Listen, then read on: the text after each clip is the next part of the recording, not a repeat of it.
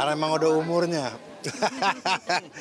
Ya kan memang belakangan gue banyak berperan sebagai ayah karena satu udah umurnya. Jadi nggak mungkin lagi dapat peran-peran remaja. Tapi alhamdulillah sampai sekarang masih dipercaya untuk bisa ikut di beberapa produksi film.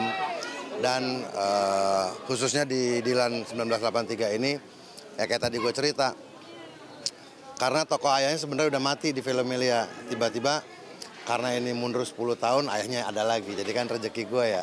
Semoga gue bisa kembali memerankan Letkol Ical dengan baik. Semoga juga cast-nya semua anak-anak ini luar biasa keren-keren. Mereka walaupun masih anak-anak tapi punya totalitas kerja yang bagus.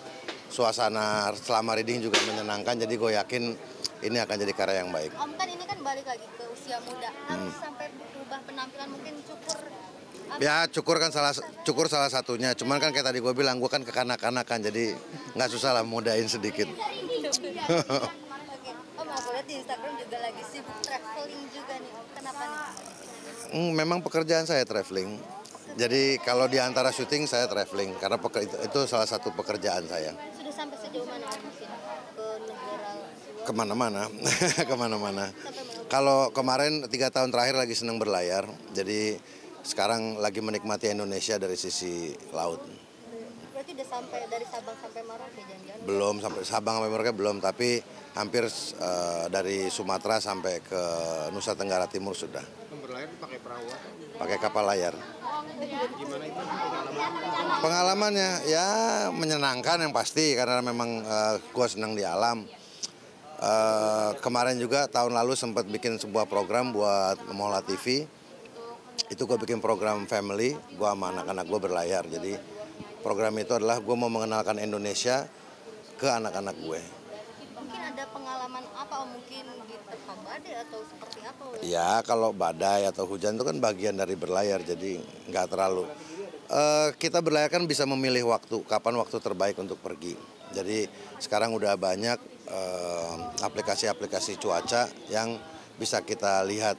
Jadi memang bermain dengan alam itu pandai-pandai memilih kapan waktu kita main. Ya kalau lagi emang kondisinya, kan cuaca kan bisa diprediksi. Kalau prediksinya bilang cuacanya buruk, ya jangan main. Tapi pernah ngadepin cuaca lumayan? Di laut pernah, ada badai pernah juga. Malam itu atau Malam, siang, sore, kalau badai nggak pilih waktu. Basah.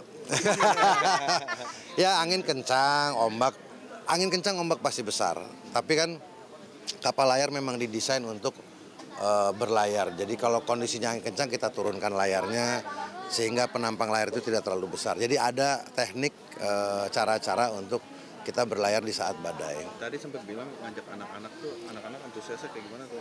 Luar biasa antusias, Salma Sawa senang banget karena memang juga gue dari kecil membiasakan anak-anak gue untuk main di alam. Nah sekarang saat mereka udah masuk dewasa lah, udah bisa waktunya lebih mudah buat gue untuk bikin kegiatan bareng sama mereka. Apa sih yang merasain traveling? Apa yang rasain? Happy lah, masa nggak happy? Makanya ulah traveling terus. Termasuk juga suka touring, anak-anak suka diikutin juga? Touring nggak, tapi kebetulan anak gue yang laki juga sudah mulai main motor, tapi dia ya bergerak dengan caranya dia sendiri. Om, tapi kalau touring atau berlayar kayak gitu kan Om pasti ada ninggalin keluarganya, ada kekhawatiran nggak sih? Saya kan duda. Saya duda, anak saya udah besar-besar. Saya sudah tidak punya masalah itu lagi ya. Makanya saya kawin muda dulu supaya sekarang sebelum tua banget masih bisa main. Sorry nih Om, aku sedikit Boleh. dicuplikan di YouTube-nya Om Ferdi Elemen. Om sempat ngomong nih kalau Om sempat merasa kesepian walaupun di tempat ramai. Iya, maksudnya itu adalah saya kehilangan momen bersama anak-anak saya. Karena momen itu kan nggak bisa saya kembalikan lagi. Tapi alhamdulillah hubungan saya dengan Titi, dengan Yunik Priscilla sampai sekarang luar biasa bagus. Jadi ke anak-anak juga hubungan kita nggak pernah keganggu. Tapi maksud dari omongan itu adalah bahwa kalau kita lagi bersama sama teman-teman main lah, nongkrong di mana, terus semua kan pulang. Semua pulang, orang punya rumah, punya tempat di mana dia ketemu anak dan keluarganya.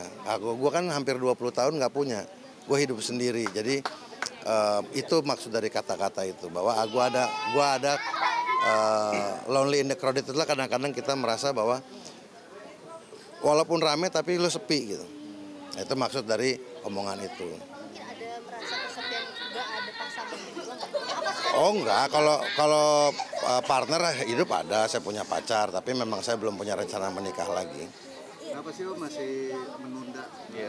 Nggak apa-apa, masa udah mau 3 kali yang anak-anak gue juga belum pada nikah, tunggu mereka aja dulu nikah. Oh jadi Sesama entertain juga Om atau? Enggak, bukan. Udah cocok banget Om. Enggak ada yang cocok lah dalam hidup nih. Seperti apa nih sosoknya Om, kan pada belum tahu nih Om. Ya nggak ada yang spesial juga,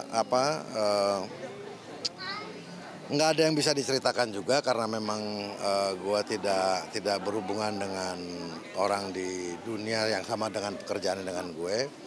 Tapi juga gue tidak pernah men-share hubungan pribadi gue karena memang nggak perlu. Om, Fatur sendiri suka ini nggak sih usil gitu? Kapan Usil. nih, lepas lajang gitu? Gue nggak punya rencana lagi. Jadi gue sudah tidak punya rencana untuk menikah. Nah itu keputusan ya. Jadi gue menikmati hidup gue sekarang. Gue sudah melakukan tanggung jawab gue sebagai bapak ke anak-anak gue. Tanggung jawab gue tinggal nanti nikahin mereka. Semoga masih cukup sehat, masih ada waktu ya. Bisa diberi kesempatan untuk bisa lihat anak-anak gue berkembang nanti ke... Pasangan sendiri Om nggak muluk-muluk untuk menikah? Enggak. Apa ikutin alurnya aja ya? Enggak, memang saya nggak punya rencana itu. Jadi kalau mau dekat sama orang juga saya bilang dari awal saya nggak punya rencana nikah. Jadi biar nggak nungguin saya, kasihan. Diajak mulu nih Om? Kalau Enggak. Kenapa nggak suka dia Om? Kan bekerja juga, jadi masing-masing orang punya hidupnya sendiri-sendiri. Om, ini kan Om banyak kegiatan juga ya di usia sekarang ini, menjaga stamina-nya seperti apa sih Om? Cukup tidur, banyak air putih, olahraga. Sama jangan banyak mikir yang berat-berat.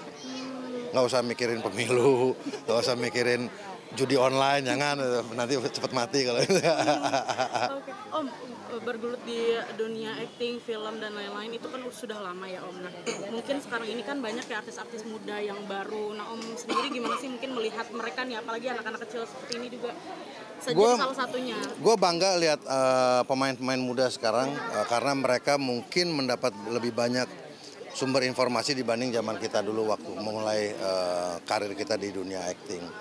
Dan yang pasti gue lihat banyak sekarang anak-anak muda ini semua disiplin. Jadi modal utama buat menjadi dalam bekerja adalah disiplin. Nah kalau anak dari kecil udah terbiasa disiplin bekerja, maka insya Allah dia ke depannya bagus. Om, ada mau suka ngereferensiin anak sendiri nggak sih Om? Enggak. Kenapa alasannya? Karena biar anak itu tumbuh dengan jalannya sendiri. Anak gue yang paling kecil Arla Ailani sudah mulai syuting, tapi dari mulai hari pertama dia syuting gue selalu bilang bahwa jadilah dirimu sendiri, jangan jadi anaknya Bucek atau anaknya Yunik Priscilla. Karena biar dia menemukan warnanya sendiri. Karena tidak ada gunanya kita menyombongkan atau membawa nama orang tua kita kalau dia harus muncul dengan warnanya sendiri. Dia nggak boleh sama gue. Gue nggak mau, oh ini anak gue harus seperti gue, enggak. Semua anak gue kasih kebebasan untuk pilihlah jalan hidup kalian sesuai dengan hati kalian. Kita orang tua hanya bisa support aja.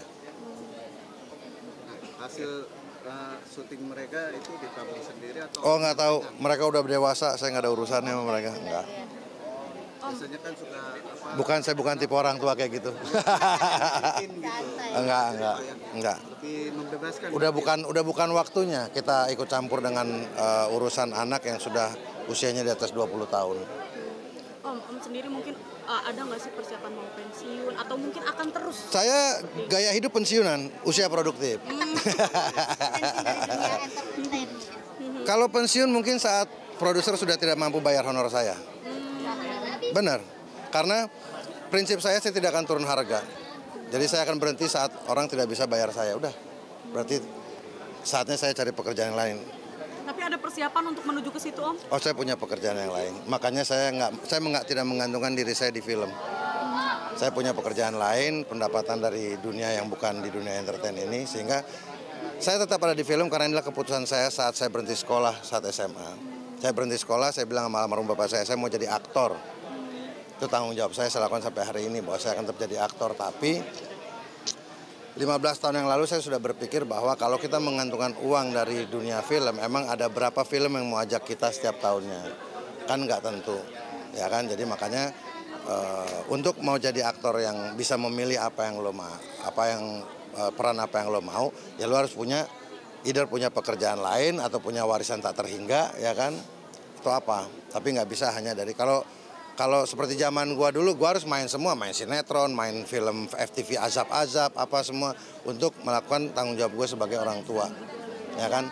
Tapi kalau belakangan gue baru menyadari bahwa supaya gue bisa memilih film-film yang bisa gue main, yang gue mau apa aja, ya gue cari kerjaan. Gue bikin satu pekerjaan di luar film dulu. Ada investasi mungkin Om? Investasi? Untuk masa depan? Nggak ada. Kayak misalnya kan hobi traveling, buka workshop apa gitu. Saya punya perusahaan usaha untuk wisata udara tandem di Bali. Udah berapa lama itu? Oh udah lama mas, udah lama. Mungkin nggak pada tahu ya. Nggak ada, memang saya nggak pernah umumkan. Saya kan jarang diwawancara gini. Oke, makasih banyak Om. Sama-sama, thank you. Om boleh minta Sehat selalu. kontak